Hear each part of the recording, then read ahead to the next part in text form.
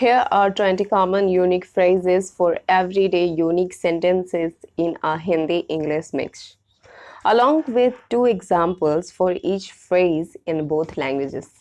Hello everyone, as you know, my name is Zara Khan, and today I will teach you some 20 phrases for your daily uses in your daily conversation, जो कि ये Hindi and English mix में होगा.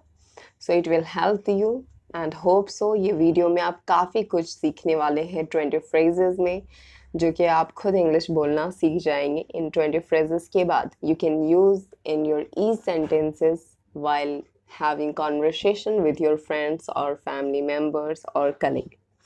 Now let's start. First, break the ice. Break the ice का मतलब होता है किसी चीज़ की शुरुआत करना. इसको रिमाइंड करेंगे. First of all, break the ice जिसका मतलब होता है शुरुआत करना. इसको हम ध्यान में रखेंगे. एग्जाम्पल हम चेक करेंगे. चलो एक मज़ेदार खेल से शुरुआत करते हैं. Let's break the ice with a fun game. Now next example हम चेक करेंगे. उसने बैठक में शुरुआत करने के लिए एक मजाक सुनाया. उसने बैठक में शुरुआत करने के लिए राइट एक मजाक सुनाया. She told a joke to break the ice at the meeting. Now next is hit the sack. Sack बड़े थैले को या किसी बोरे को कहते हैं. तो हम चेक करेंगे. हिट द सेक जिसका मतलब होता है सोने जाना. ये फ्रेजेस है, सो इसकी मीनिंग को हम एग्जैक्टली नहीं लेंगे. इसके लाइक सेंस को हम अंडरस्टैंड करेंगे. हिट द सेक जिसका मतलब होता है सोने जाना. एग्जाम्पल, मैं सच में थक गया हूँ. सोने का समय हो गया. I am really tired. It's time to hit the sack. Now next is लंबे दिन के काम के बाद मैं बस सोना चाहता हूँ. After a long day of work I just want to hit the sack. Now next is pull yourself together जिसका मतलब होता है खुद को संभालो. हम एग्जाम्पल चेक करेंगे. मुझे पता है ये कठिन है, लेकिन तुम्हें खुद को संभालना होगा. I know it's tough but you need to pull yourself together. Now next हम चेक करेंगे एग्जाम्पल्स. बुरी खबर के बाद उसे खुद को संभालना पड़ा. After the bad news she had to pull herself together. Now next is piece of cake जिसका मतलब होता है बहुत आसान. Piece of cake. Example check करेंगे. यह असाइनमेंट बहुत आसान है. This assignment is a piece of cake. बहुत आसान है. नाउ नेक्स्ट एग्जाम्पल हम चेक करेंगे. उसके लिए गणित के सवाल हल करना बहुत आसान है. For him solving math problems is a piece of cake और is just a piece of cake. You can use both here. Now next is let the cat out of the bag जिसका मतलब होता है राज खोलना. Let the cat out of the bag. Word को ध्यान रखेंगे. राज खोलना. नाउ सेंटेंस हम चेक करेंगे.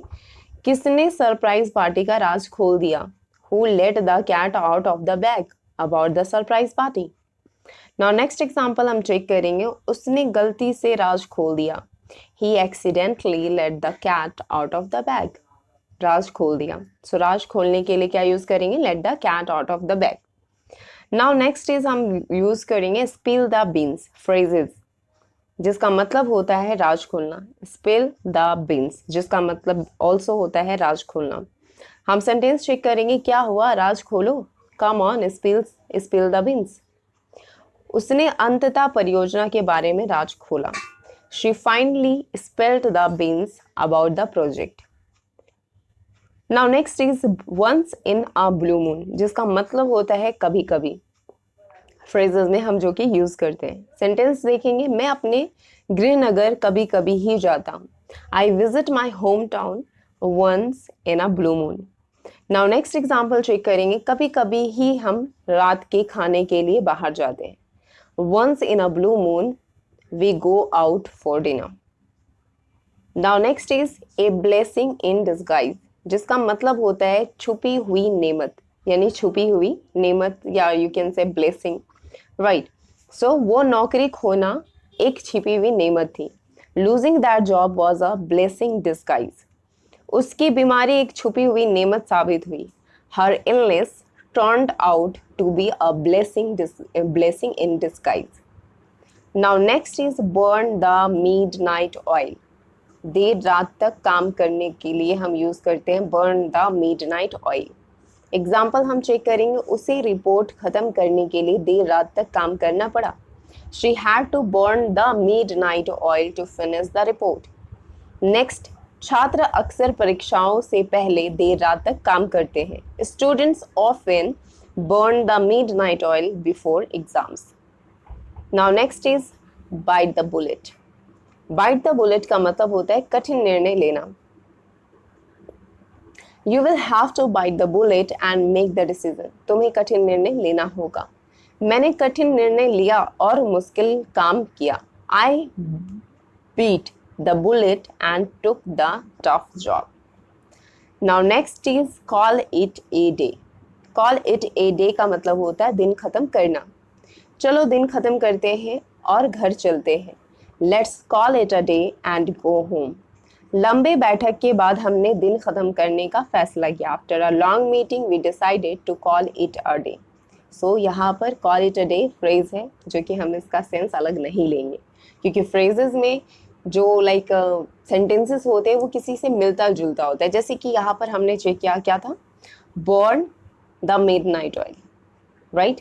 तो इसका मतलब होता है क्या, देर रात तक काम करना. जैसे कि कई लोग पहले पुराने ज़माने में क्या करते थे, कैंडल्स यूज़ करते थे, लैंटर्न यूज़ करते थे एंड ऑयल से ही ये सारी चीज़ें यूज़ होती थी, राइट. सो यहाँ पर उसको फ्रेजेस के साथ उसको ऐड कर दिया गया है. सो दैट्स वाई फ्रेजेस को हम समझेंगे, उसके मीनिंग को एग्जैक्टली नहीं लेंगे, उसका सेंस, उसका एक इमेज लेंगे. जैसे कि लोहे के चने चबाना, जो कि एक्चुअल में कोई लोहे के चने चबाते नहीं है, वो एक होता है कि टफ, जो बहुत ही टफ है, बहुत ही कठिन चीज़ है जो काम करना. सो हम उसको एज अ फ्रेजेस के तौर पे यूज़ करते हैं. Now next is cut to the chase, जिसका मतलब होता है मुद्दे पर आना. Cut to the chase. Example check करेंगे. चलो मुद्दे पर आते हैं, समस्या क्या है. Let's cut the chase, what's the problem. हमारे पास ज़्यादा समय नहीं है इसलिए मैं मुद्दे पर आता हूँ. We don't have much time so I will cut the chase. Now next is face the music, जिसका मतलब होता है परिणाम का सामना करना.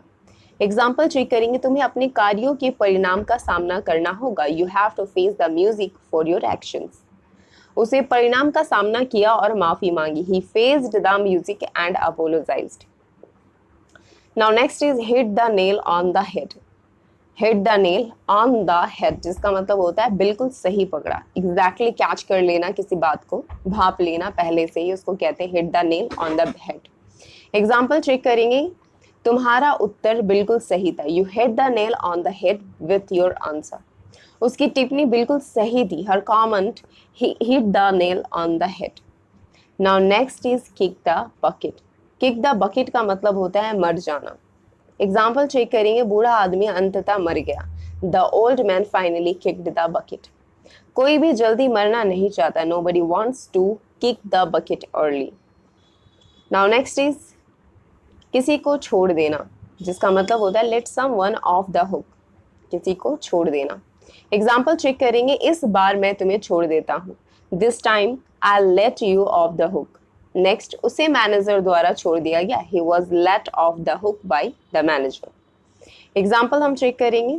Now next on the ball का, जिसका मतलब होता है सतर्क और चौकस. एग्जाम्पल है वो बैठकों में हमेशा सतर्क और चौकस रहती है. She is always on the ball in the meeting. इस नौकरी में तुम्हें सतर्क और चौकस रहना होगा. You need to be on the ball in the job. Now next is the last straw, जिसका मतलब होता है आखिरी बर्दाश्त. मतलब एकदम पेशेंस ओवर हो जाना, पेशेंस खत्म हो जाना किसी चीज़ को लेकर के, बर्दाश्त से बाहर हो जाना. एग्जाम्पल चेक करेंगे. उसकी असिस्ट टिप्पणी आखिरी बर्दाश्त थी. His rude comment was the last straw. देरी ग्राहकों के लिए आखिरी बर्दाश्त थी. The delay was the last straw for the customers. Up in the air, जिसका मतलब होता है अनिश्चित, जो कि कंफर्म नहीं है अभी तक. हमारी यात्रा की योजनाएं अभी भी अनिश्चित हैं. Our travel plans are still up in the air. निर्णय अनिश्चित है. The decision is up in the air. So अनिश्चित के लिए हम क्या यूज करेंगे, up in the air as a phrases के तौर पर. नाउ नेक्स्ट हम यूज करेंगे warp your head around. warp your head around का मतलब होता है समझना, जिसका मतलब एग्जाम्पल हम चेक करेंगे। मैं इस अवधारणा को समझ नहीं पा रहा हूँ। I can't wrap my head around this concept. Next, नियमों को समझने में मुझे कुछ समय लगेगा। I took me a while to wrap my head around the new rules. So hope so this video will be helpful for you. Use 20 phrases in your conversation and enhance your English. Okay, so bye bye, take care.